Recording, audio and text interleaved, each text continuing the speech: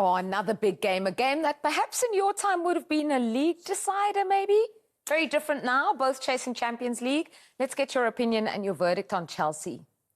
Oh man! You know, like it's a team that's, of course, you understand. I will always support, but you always in that feeling like, yes, no, yes, no, and I don't like that feeling. I don't want that. I just want only yeses, but it doesn't happen. And look, you have to give the respect, of course. Man U is always that team. It doesn't matter what the club is going through. It will always be focused on. So now they're meeting each other. This is a big game. When at the bridge, you understand, I'm going to be at that game myself. But when you are there at that game, it's very important because both coaches are in a situation where, okay, Carrick, it was going well. And then you saw a little glimpses and stuff. Okay, Liam, what the thing is with Liam, what I feel, look, sometimes when you look at coaches, that's what I believe in. You can explain stuff, but don't explain too much. Because sometimes you explain too much and you're digging something and you're giving people things to talk about. Now I want him to talk a lot because I work on TV. But when I was a player, I don't want him to talk. I go, coach, don't talk so much. Leave a little bit, just let them know what they need to know, but the rest keep it in the group and tell us what you think. But don't give that to the TV because then they come after our weakest points. And I think sometimes he highlights too much. And the same thing what I say now, I said the same thing about Slot. Don't give too much. You guys give too much. You don't have to tell everybody, this is our weakest spot, this is where we're good at. No. Chill. No, agree to disagree. We love that. Us in the media, we absolutely love it. You're like TV now. Come on, Mark. No, that's why you like it. I give you both views. When I was playing, I don't want my coach to be, now I'm not playing anymore. Coach, keep going. So I like him now. You understand? Because I'm not playing anymore. But if I'm playing, coach, don't do this to me. Don't do that. Chelsea are struggling a little bit at the moment.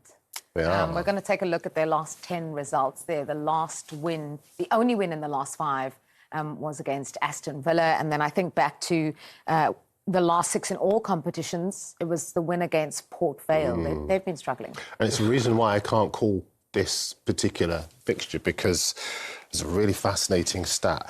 In the top 5 European leagues, Chelsea have lost the most games since the start of March. They've lost 6 of their last 9. But then when you put them up against Manchester United, they've lost 2 of their last 4. The international break's been horrendous for their momentum. And they've only kept a clean sheet on 1 of their last 21 away games. So both teams can score, but neither side can defend particularly well. I think as far as Chelsea's defence is concerned, my big thing, and I'll only be very brief because I'm sitting next to someone infinitely more qualified. I knew you were going to say that. Nobody here takes responsibility. And that's the reason why they concede so many goals. And you'll see another example here.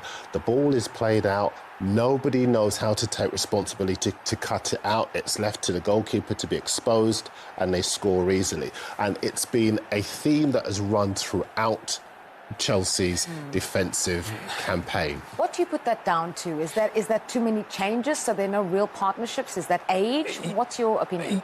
I don't think it's on age. I think I will go more for disciplinary in the sense of, like, if I make you play a lot of times together, it creates a better understanding. And changing, if you change one player, it's different than when you change 2.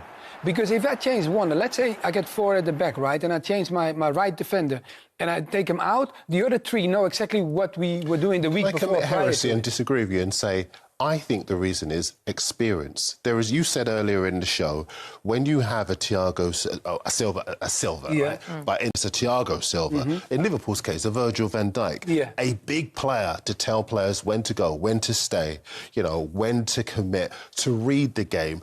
They don't have that at the back. Yeah, because what you're saying is that the experienced players, you understand, rarely go to the ground. When you see a player makes a lot of tackles, that means because he's late. And players at late, I made quite a bit of tackles, but if I look at another player, I give an example. We're talking about defenders, Desailly. I don't think he even knew how to tackle. So you understand, the timing for him was always right, so he would guide us and tell us certain things.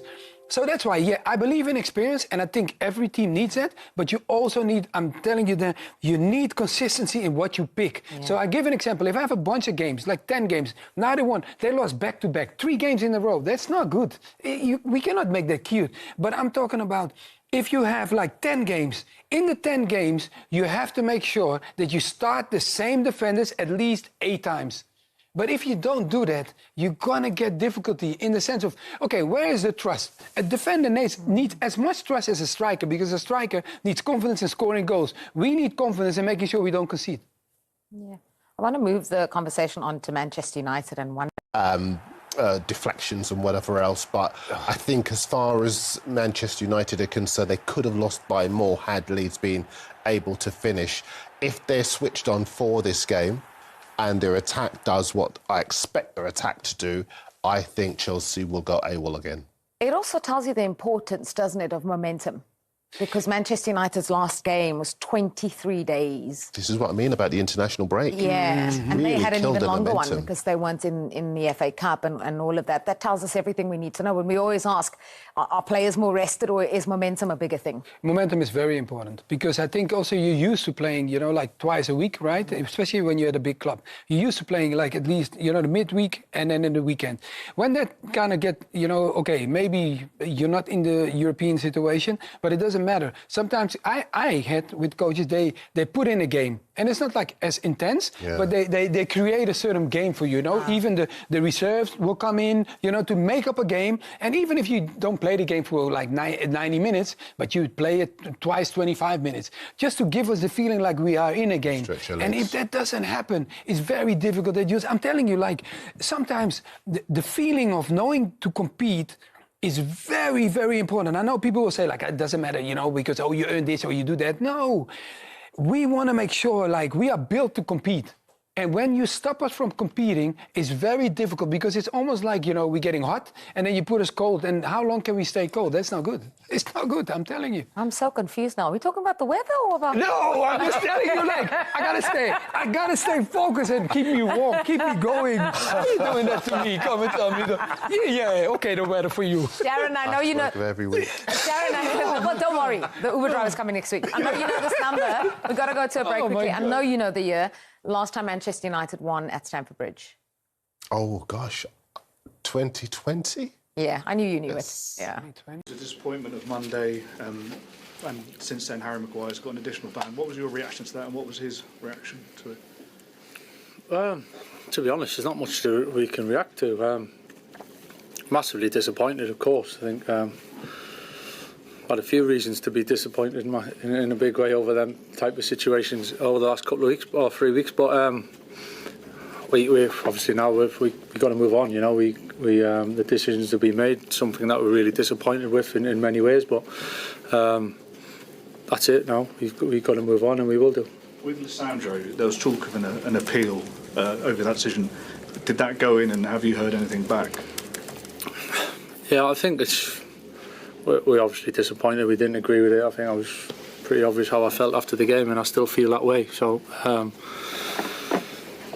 yeah, listen, I don't want to go into it now. I think it is what it is.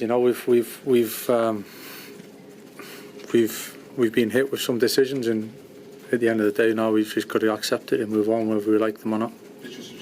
He's not going to be available. There's no chance he can play tomorrow. And Michael, just touching on team news, is Kobbie mainly back in training, and are you expecting anyone else like Patrick Dorgu? Is he back with team training yet? Patrick's not. No, Patrick's he's going well. He's rehabbing well. He's kind of on track, but he's not with us in terms of training yet. But he's back on the pitch, as I've already said. So that's positive, and he's doing really well. Kobbie a little bit. Yeah, we're working towards it. He's done a little bit, so there's a decision to be made there. Just wanted to ask you about Aiden Heaven as well, Michael. He's probably the most logical person to come into the team, whether you do or not. Just wonder, you had a run of games before you returned to the club, starting. Not seen all that much of him since. Just wonder what you think he maybe needs to do to really contest for those starting positions, and where you want to see him develop in the future. I think Aiden's in a good place. Well, I know he's in a good place. He's obviously still young, and he's progressing through the early stage of his career, really. So I think it's pretty natural for him to play some games and maybe not some others. He's training really well. He's learning. He's listening. He wants to improve. So I think it's pretty natural of a centre half of his age to. He's probably well ahead of schedule in terms of the games that he's played. So. Yeah, he's trained well. I've got no worries. He went away and played with England a couple of weeks ago and done well. So yeah, he's looking forward to the game for sure. Michael, obviously, absolutely huge game against Chelsea, being a rival for the Champions League places. The record at Stamford Bridge has not been great down the years either. I guess that doesn't count for much, though, heading into Saturday. It's an absolutely crucial match, isn't it, whichever way you look at it? Yeah, it's an important game. You know, we're in a good position in the league and we want to keep building on that. It's a tough place to go, always has done. We've always had tough games down there. Most of the time they've been good games in terms of the what it brings, the feeling of a real proper game. So we'll be ready for that. You know, we're prepared well, and as I said, we take the confidence from what we've built. You know, yeah, we didn't get the result we wanted against Leeds on Monday, but certainly the way they finished the game and the character we showed, and we got to take that into this game with an extra player and make the most of it. I know you've got a decision to make at centre-back and there's different options for you, but just longer term, Lenny Yoro and Aidan Heaven, could that be the future of Manchester United's backline? Yeah, well, in terms of predicting the future, I think it's you could be careful what you try and predict, but certainly we're delighted to have both of them, and the age that they're at to have played in the Premier League for such a big club is not always the case. I think it's a position that to be in the team at a young age at a big club it's not always easy. It's not always straightforward. So for the two boys to have played that, they have different amounts at different times. But I think the experience and the level and the stage that they're at now, they're at a really good stage. And the future is the future. They need to keep progressing, and we'll give them the opportunity to do that, whether that's through training off the pitch and the coaching side and the help and the advice, and certainly the game time as well. So I think they're both in a really good place at the moment. It's probably as well as you can hope for centre backs at the age that they're at. Thank you, Michael.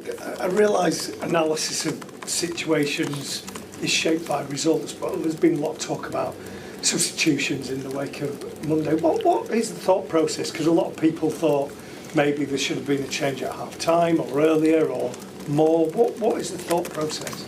There's always people that think some other things, Simon. there's always other opinions. There's a lot comes into substitutions. I think we've had good impact off the bench, really, when you look back over the time we've been here, and in different ways, players coming on scoring goals. So don't look into it too much. I think we obviously analyse what we take from each game, but in terms of the number of subs and when they're made and comparing it to other teams, it's kind of irrelevant, really. It's results, and generally we've had good results. And you've mentioned a couple of times about Mason Mount. It seemed when Ruben was here that there was a kind of slot for him. It doesn't seem quite as obvious in the formation you play. Where do you think he can be most effective? There's definitely a place for him, without doubt.